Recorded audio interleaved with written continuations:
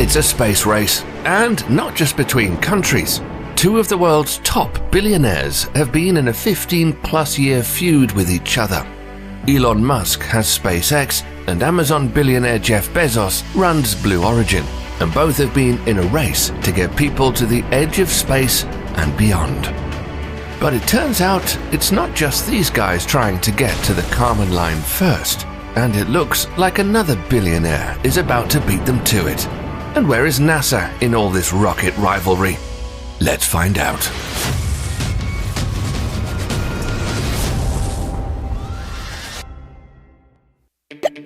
Jeff Bezos is currently the wealthiest person in the world and runs Amazon and aerospace company Blue Origin, which has the goal of sending people to the moon. Elon Musk is the dual CEO running both Tesla and SpaceX. Over the years, a hated rivalry between these two has resulted in some bitter name-calling and Twitter spats. But now Bezos is passing Musk in a major way. Or is he? Jeff Bezos recently made the announcement that he will fly to the edge of space soon on his new Shepard rocket to prove that it's completely safe for space tourists. Elon Musk, on the other hand, has no set plans to go into space as of yet, but expressed interest in joining Japanese billionaire Yusaku Maezawa in his trip around the moon in the new Starship Super Heavy rocket that's scheduled to launch in 2023. Musk has also said he wants to move to Mars and live out his life there. But is Bezos better than Elon? And how did this rivalry between these guys start? By 2004, both Blue Origin and SpaceX were still in their early stages, and neither had completed any launches yet. However, Bezos and Musk had met each other to discuss their reusable rocket ambitions, and let's just say it didn't go well. Musk said that he tried to give Bezos some advice, but Bezos largely ignored Musk.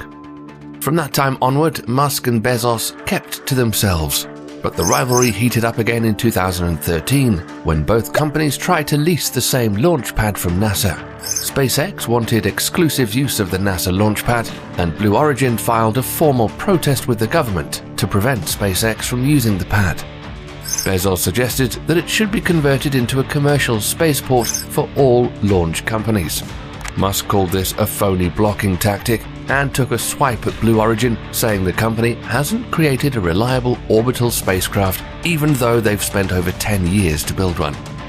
However, Musk said that if Blue Origin somehow designed a vehicle qualified to NASA's human rating standards that can dock with the space station, SpaceX would gladly accommodate their needs.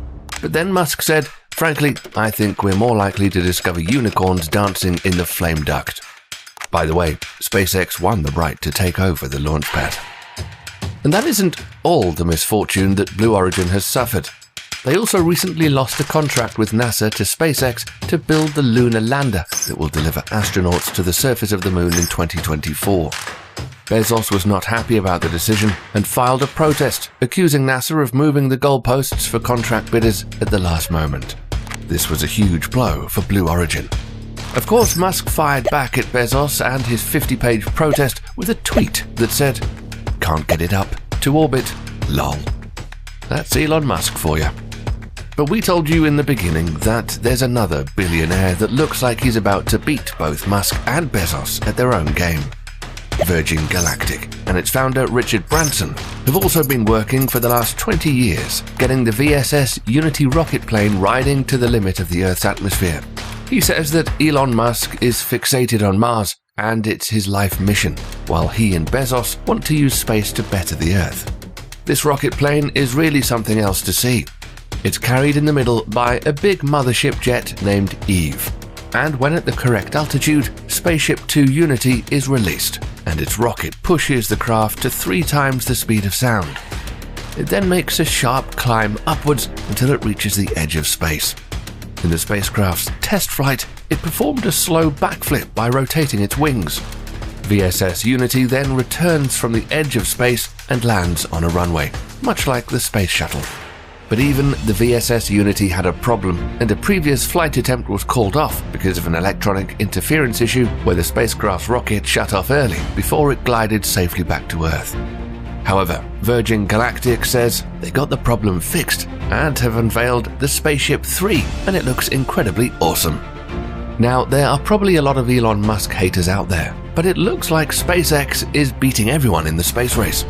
Think about it. SpaceX has built and designed the Falcon 9 and Falcon Heavy launch vehicles, but that's not all.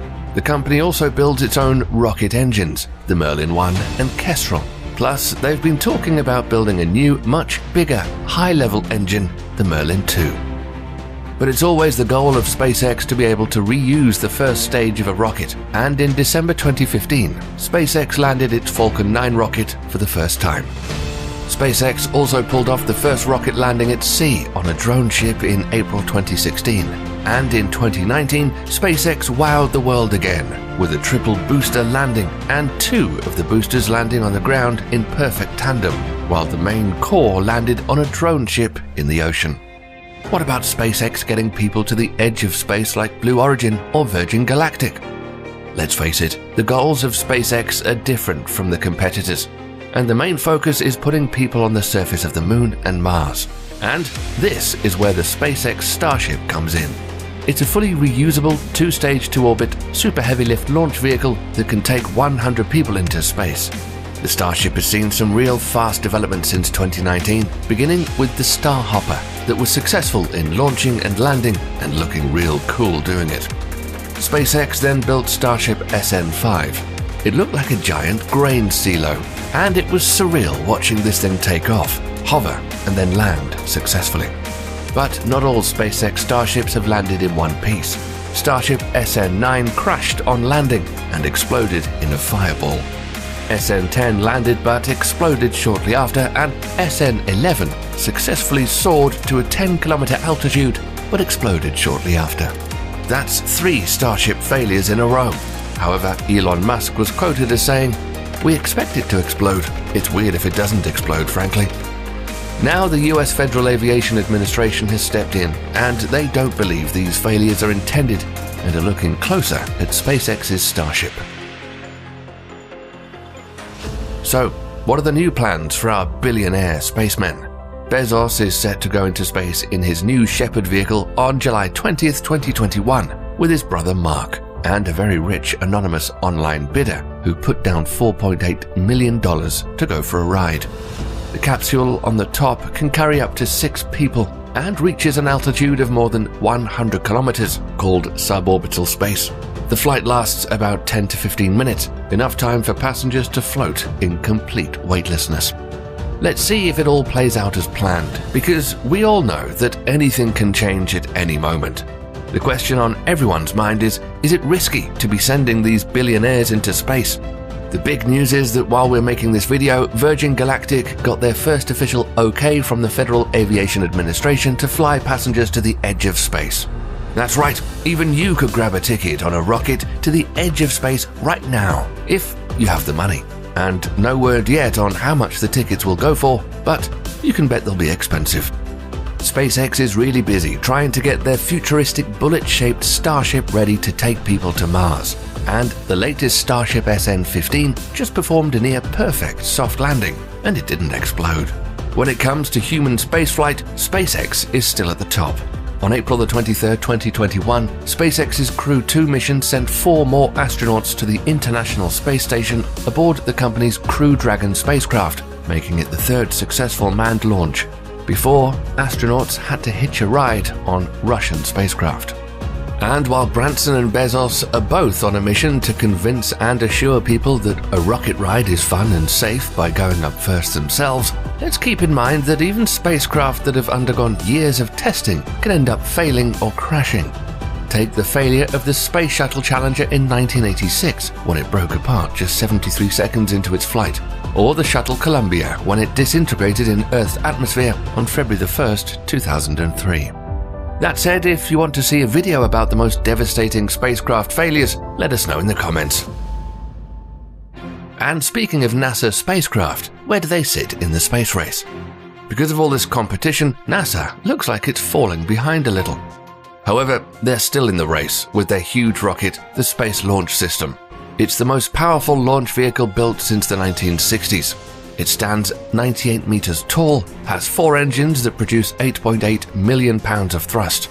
That insane amount of power can put 27 tons of cargo into space, That's 11 large sport utility vehicles.